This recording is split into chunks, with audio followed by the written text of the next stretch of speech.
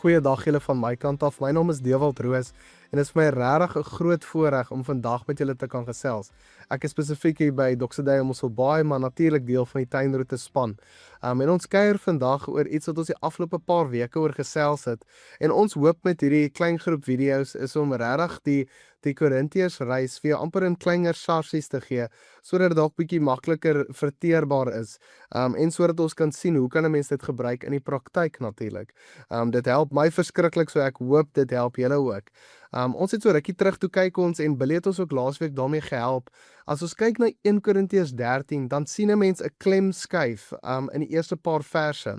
So die eerste paar verse dan praat hy fokus baie op die ek kommunikasie, as ek dit so kan stel. En direk daarna vanaf vers 4 af dan sit hy die klem op liefde spesifiek. Soos ons lees 1 Korintiërs 13 vers 4 tot 7, sy liefde bly geduldig, liefde gee om, liefde is nie jaloers nie, spog nie, is nie verwaand nie, liefde tree nie onbehoorlik op nie. En hy gaan natuurlik verder as dit ook, maar ons is besig met hierdie proses om regtig te ontdek wat dit beteken om liefde te word. En soos ek sê, dit is 'n proses. En ons het geleer natuurlik, ons het gekyk na die woorde ook in die vorige siklus, as ek dit so kan stel. Toe sien ons, en ons kyk na die woord liefde, en ons sien die woord agape, en ons kyk na die beskrywende woorde, ek sê dit nou in aanhalingsteken, want dit is eintlik nie beskrywende woorde nie, maar dit is eintlik werkwoorde, soos byvoorbeeld in die vers wat ek nou net gelees het, in die voorbeeld sal dit wees, geduldig, gee om, is nie jaloers nie. Maar ons sien eintlik die werkwoorde wat dit vir ons gee, en hierdie werkwoorde help ons om eintlik liefde te word en deel te raak van hierdie proses. En alhoewel dit 'n beskrywing is van liefde, hoe dit lyk in die praktyk dan nou, sien ons Jesus in dit, want Jesus is liefde, en liefde is Jesus, as ek dit so kan stel. Maar ons werk met die woord, en ons is besig met hierdie proses, en ons het so rukkie terug, toe kyk ons na hoe ons eintlik skrif approach. So hoe dit my gehelp het, is baie keer in my persoonlike lewe, as ek na die skrif toe gaan, en ek sal nou lees, of ek sal Bybelstudie doen, dan sal my eerste vraag gewoonlik wees, okay, maar hoe lyk hierdie vers in die praktyk? En ek dink nie noodwendig dis verkeerd nie, maar ek dink as ons 'n paar stappies net intussen daai vraag sit met die lees en dan die vraag, dan gaan dit ons help om dieper te verstaan, om meer te verstaan, dalk bietjie jou verbeelding te gebruik om jouself in hierdie verhaal te sien. En ons het so rukkie terug, toe stel ons 'n proses voor wat ons het dit nou 'n proses van disippelskap genoem, maar jy kan dit interpretasie noem, net so hoe ook al jy wil. Maar dis 'n proses wat ons wil gebruik en in die volgende paar weke net wil ingaan, wat jou dalk ook moontlik kan help wanneer jy die woord natuurlik lees. En spesifiek 'n deel is van hierdie Korintiërs reis. En ons het gekyk na 'n paar punte, so ek gaan hom sommer so begin van bo tot onder. Is die eerste punt is ons fokus op Jesus deur die gedig. So wanneer ons die woorde lees, so spesifiek nou 1 Korintiërs 13, dan leer ons oor 'n eienskap van Jesus, 'n beskrywing van Jesus, maar in hierdie geval 'n werkwoord wat Jesus self gedoen het, wat ons ook raak lees natuurlik in die evangelies. Ons ontvang ook sy liefde dan vir onsself. Wanneer ons hom sien in hierdie konteks van die evangelies, dan besef ons die diepte van wat hy kom doen het vir die mense in daai omgewing, die mense in daai omstandighede, die woorde wat hy gebruik het, baie intentioneel, en ons ontvang dit dan vir onsself om te kyk, okay, hoe lyk dit vir my lewe, en in my veroorsaak dit 'n tipe van 'n dankbaarheid. Ek word gemotiveerd om eintlik ook so teenoor ander op te tree, of ook so op so 'n manier te dink, of dan nou te praat. Verder, as ons na die derde punt toe kan gaan, is dit ons sê ons droom oor hoe liefde in 'n gemeente lyk. So as ons hierdie eienskap van Jesus sien, hoe Jesus dit gebruik, of hoe Jesus dit tentoonstel, dan vra ons onsself, okay, maar hoe sal dit dan nou lyk in ons gemeente, of in ons gemeenskap, in ons kleingroep, in ons vriendekring, in ons besigheid, waar ook al dit dan nou mag wees, hoe sal dit dan nou lyk? So jou verbeelding bietjie daar kan gebruik, dan kan 'n mens nogal by 'n kreatiewe plek uitkom om te sien, okay, hoe lyk die koninkryk van God dan regtig, waarmee ek besig is?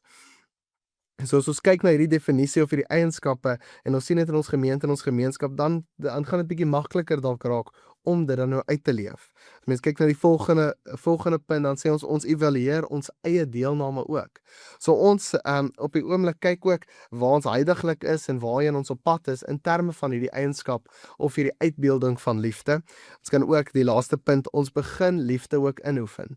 So wanneer ons kyk waar ons is, waartoe ons op pad is, hoe Jesus die die eienskap dan nou gebruik het, as ek dit so kan sê.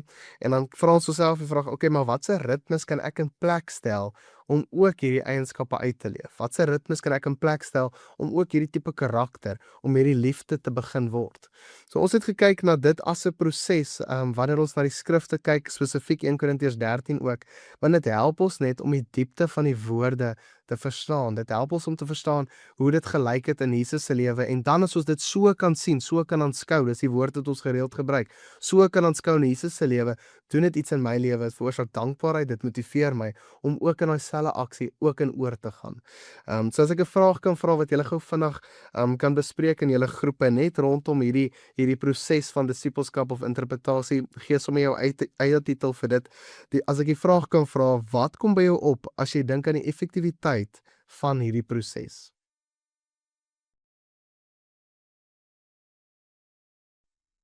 Alright julle, ek hoop julle het lekker gesels rondom die proses en wat jy ook al daarvan dink. Ek dink regtig dit kan jou help, dit help my verseker, wanneer ek na skrif kyk om regtig Jesus te aanskou in die konteks, in die kultuur, en dit doen iets aan my en ook in my gedagtes om baie meer kreatief na my eie praktyk dan nou te kyk, as ek dit so kan stel.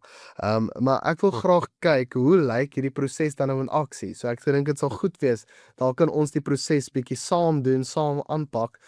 So ek gaan net gou vinnig net 'n bietjie rewind na die skrif toe wat ek gebruik, die 1 Korintiërs 13 vers 4 wat hy sê, liefde bly geduldig, liefde gee om, so in die Engels, love is patient, love is kind. So as ons nou sien, okay, liefde is agape, die kind of die gee om dan in die Afrikaans baie keer sê dit ook vriendelik. En mense sien dit as 'n werkwoord. Okay, nou dink ons dis 'n werkwoord. Okay, hoe lyk dit en hoe Jesus dit gebruik het of hoe hy dit vir ons tentoongestel het, hoe hy die voorbeeld daarvan was. Toe dink ek soms ons kan 'n verhaal net gebruik wat in die evangelie is en dan probeer ons hierdie proses bietjie saam aanpak. En dan kan ons dalk net eindig met 'n gesprek of dalk 'n oefening wat jy as groep kan doen. Om ook te kyk na 'n verhaal en hoe mense hierdie proses kan gebruik om dan dit te interpreteer en om te aanskou natuurlik, wat baie belangrik is. So as ons kyk na Markus 9, het ek sommige dinge sal goed wees vir ons oefening. Markus 9 vers 33 tot 37. Wat hy sê, hulle het in Kapernaum aangekom en toe Jesus by hulle in die huis was, vra hy hulle, waaroor het julle al die pad geredeneer? Hulle het egter stil gebly want hulle het op pad onder mekaar geredekawel oor wie die belangrikste is. Nadat hy gaan sit het, roep hy die 12, is nou Jesus, en sê vir hulle, as iemand eerste wil wees, moet hy laaste van almal en almal se dienaar wees. Hy het 'n kindjie geneem en hom tussen hulle laat staan. Hy neem hom toe in sy arms en sê vir hulle, wie een van hierdie kindertjies in my naam ontvang, ontvang my. En wie my ontvang, ontvang nie net my nie, maar ook hom wat my gestuur het. As mens verder na die volgende hoofstuk toe gaan, is dit baie interessant. Onthou, hulle het nou geredeneer onder mekaar wie die belangrikste is, en Jesus wys vir hulle die kindjie en sê, hierdie is die een, as jy hom ontvang, dan ontvang jy my, nie net vir my nie, maar ook die een wat my gestuur het. Maar in die volgende hoofstuk in Markus 10 vers 13 tot 16, sien ons verder, hulle het kindertjies na Jesus gebring. Dis nou die mense wat daar in die, kom ons sê in die vertrek was of in die omgewing was, hulle bring kindertjies na Jesus, sodat hy hulle kon aanraak, maar die disippels het hulle berisp. Toe Jesus dit sien, was hy verontwaardig en het vir hulle gesê, laat die kindertjies na my toe kom, en moet hulle nie langer verhinder nie, want die koninkryk van God behoort aan mense soos hulle. Amen, ek sê vir julle, wie die koninkryk van God nie soos 'n kindjie ontvang nie, sal beslis nie daarin gaan nie. Hy neem hulle toe in sy arms en seën hulle terwyl hy sy hande op hulle lê. Nou die eerste ding wat ons opgemerk het, wat ek in hierdie week gehoor het, wat nogal interessant is, dis hoekom ek die eerste gedeelte ook gelees het, dis Jesus gebruik daai geleentheid om hulle te leer, om te sê hoe belangrik hierdie kindertjies dan nou is. En dan later in die verhaal, in dieselfde gedeelte, dan sien ons mense iets interessant wat gebeur, die mense wat die kindertjies dan nou na Jesus toe bring, hy sê mos nou, hulle is belangrik om juist vir hulle te bid en hulle te seën, en die disippels is nee, die gaan nie gebeur nie, die gaan nie werk nie. En Jesus sê toe weer vir hulle, ouens, die koninkryk van God behoort aan hierdie mense soos hierdie. En is baie interessant, ons sien die vriendelikheid van Jesus in hierdie gedeelte. Die vriendelikheid van liefde, die omgee liefde, sien 'n mens hier wat blootgestel word. Die disippels se gedagtes dink ek was op 'n plek wat hulle weet Jesus se tyd is natuurlik min. Hulle dink aan die bediening wat groei, die koninkryk wat moet vorder. So hulle dink seker elke sekond, elke minuut van Jesus is regtig waardevol. En nou, so hulle dink aan die effektiwiteit van Jesus se tyd. En hulle dink seker, dit moet natuurlik geallokeer word aan groter dinge, en ek sê dit natuurlik in aanhalingstekens. En hulle het dalk gedink, maar die bediening moet aanbeweeg. Maar want die kinders was nie noodwendig mense wat bydraend was tot die gemeenskap, omdat die kinders was afhanklik van mense om hulle te versorg en hulle te kyk.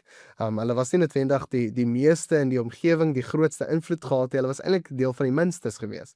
So as jy nou dink, jy het net 'n beperkte hoeveelheid tyd in hulle kop en dink jy, sy het nie allokeer aan iemand wat bietjie belangriker is of bietjie hoër is, wat 'n ander tipe status het, wat dan met ander woorde ook ander tipe invloed het nie. En dit is interessant want Jesus reageer heeltemal teenoorgestelde. Hy sit stil en hy ontvang die kinders en ons sien hier die vriendelikheid van Jesus wat stil staan by die mens. En ek dink dit doen iets aan ons, van ons kyk na Jesus, dan is dis nie net 'n ding van, almal moet wat rondom my is, moet afgerammel word, en ek moet vinnig deur die mense beweeg in die naam van effektiwiteit nie. Dis Jesus wat stil staan by die mens en tyd spandeer met die kinders, want hulle is ook belangrik. Mens sien die omgee hart van Jesus, die vriendelikheid, die kindness van Jesus sien ons daar. En wat dit in ons doen, in ons lewe as ons nou moet dink aan, is die feit dat ons nie hoef afsprake te maak as dit kom by ons tyd met God nie. Ek hoef nie God as 'n sekretaris of iemand te bel om te sê ek wil tussen 7 en 8 met hom te gesels nie. Ek kan direk, ek het toegang tot hom, ek kan nou met hom begin praat en hy is teenwoordig, hy luister, hy respond op sy eie manier, hy luister. Wat vir my beteken het, hy beweeg nie net aan nie. Hy rammel nie net mense af of enigiets van daai aard nie. Hy staan stil by die mens. Dis sy vriendelikheid, dis sy omgee. En hoe dit lyk in ons samelewing, hoe dit sal dan nou funksioneer, is die feit dat daar soveel mense is wat hulle self bevind op 'n plek wat hulle so besig is. Eintlik hulle self bevind op 'n plek wat hulle in 'n tipe van 'n ratreis is, wat hulle goed najaag, wat nie noodwendig in God se plan is of die manier van God se plan is hoe dit moet uitbeeld nie. Maar hoe sal dit nie lyk as ons hierdie vriendelikheid wat stil staan by die mens sien ons in ons omstandighede, in ons samelewing nie? En mens kan jouself die vraag ook vra, en ek vra myself die vraag, is dat ek nie by 'n plek kom wat ek ek wil amper sê die krummels of die oorblyfsels of die oorskiet gee van my tyd of energie vir my vrou of my kinders nie. Mens wil nie by daai plek kom dat ek 'n so rowwe dag gehad het, dat ek net die oorskiet wil gee vir hulle nie. Maar mens wil by 'n plek kom wat jy eintlik die beste vir jou naastes gee. Jy wil die beste van jou energie gee, die beste van jou tyd, die beste van jou omgee liefde. Jy wil dit vir hulle gee. En dit beteken is nie, ek volg nie my eie dinge wat van belang is nie, maar ek volg dit wat vir my belangrik is, wat 'n prioriteit vir my is. En dit is natuurlik my familie, my vriende, die mense in my gemeente. Dis hoe dit sal lyk in my persoonlike lewe, hoe ek daai tipe omgee dan nou ontvang. En dit maak dit dan nou in my, as dit my so motiveer om by daai plek te kom, wat ek stil staan by die mens, en nie in hierdie ratreis van besigheid voel, of in die naam van effektiwiteit, mense aframmel of afskram of wegjaag nie in die naam van effektiwiteit glad nie. Maar ek staan stil by die mens. En dis wat Jesus vir ons wys, en dis wat hy vir ons tentoonstel, en daarom kan ek dan in my lewe ritmes in plek stel, wat hierdie eienskap, hierdie werkwoord van vriendelikheid, van omgee, wat dit tentoonstel, dat ek dit ook kan doen in my lewe. Want Jesus het ons dit gesien, ons het aanskou in die evangelies hoe hy dit gedoen het, ons aanskou hoe hy dit doen vir ons, die feit dat ons nie hoef afsprake met hom te maak nie, ons praat net met hom, hy's daar, hy luister, hy respond, in my doen dit iets dat ek 'n dankbaarheid beleef, maar ek beleef ook 'n motivering vir die feit dat ek ook kan stil staan by my mense, en nie vir hulle die laaste en die minstes gee nie, maar ek gee vir hulle die meeste en die bestes. So in my lewe kan ek dan ritmes in plek stel, wat daai werkwoord, wat daai eienskap, wat daai tipe liefde ondersteun, om aanhou te ontwikkel soos wat tyd aanloop. So ons kan op hierdie manier sien, dat wanneer ons Jesus aanskou met hierdie eienskap, verdiep dit ons definisie van die woorde. Soos hoe ek voorheen gedink het oor vriendelikheid of omgee of kindness of wat ook al, is anderste teenoor wat ek nou dink na hierdie proses wat ek gevolg het. So hierdie proses kan ons regtig help om die diepte van die karaktereienskappe, van die woorde spesifiek wat ons sien in 1 Korintiërs 13, om die diepte van dit te kan begryp, sodat ek dit kan toepas. So ek vir jou aanraai asseblief, ek weet dit is moeilik want ek sukkel net so baie daarmee. As jy na die Bybel toe gaan, jy approach die woord, moenie dadelik probeer gaan na die praktyk toe, maar gaan eers na die aanskou toe. Gaan eers na Jesus toe.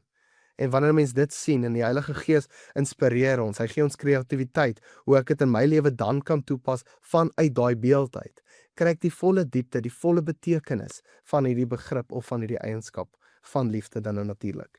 So ek wil afsluit met hierdie vraaggedeelte, watse verhaal kom by jou op as jy hoor ons praat van hierdie liefde wat kind is, wat omgee, wat vriendelik is, en hoe kan jy die proses gebruik om jou te help beter verstaan? Blessings vir jou en lekker kuier.